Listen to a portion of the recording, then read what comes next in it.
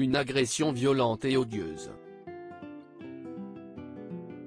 Vendredi 12 août, Salman Rushdie a été poignardé à plusieurs reprises par Adi Matar, un jeune homme de seulement 24 ans, habitant le New Jersey.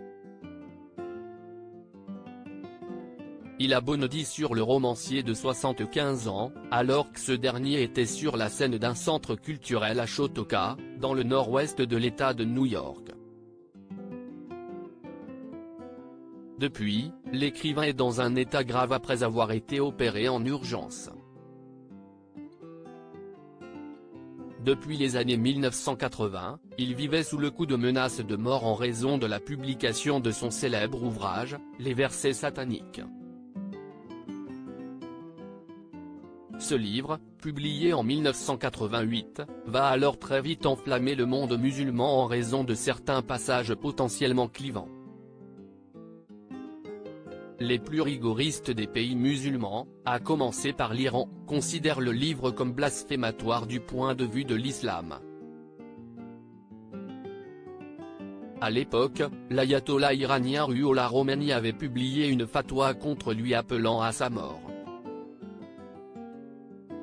Une obscure fondation iranienne religieuse a mis sa tête à prix contre 3,3 millions de dollars. Est-ce l'appât du gain qui a poussé l'assaillant à attaquer l'écrivain ou des raisons purement religieuses?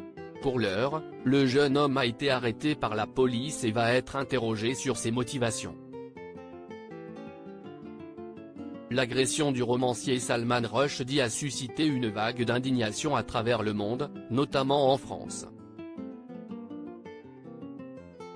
L'immense actrice Isabelle Adjani a réagi.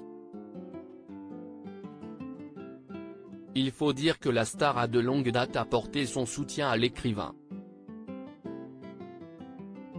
En 1989, alors qu'il devait vivre à moitié caché et sous protection, elle était montée sur la scène des Césars, alors qu'elle recevait un nouveau prix comme meilleure actrice pour Camille Claudel, et avait commencé à lire un extrait des versets sataniques. Sans dire le nom du livre ni l'auteur, l'actrice avait clamé son texte devant une salle qui respectait un silence de cathédrale.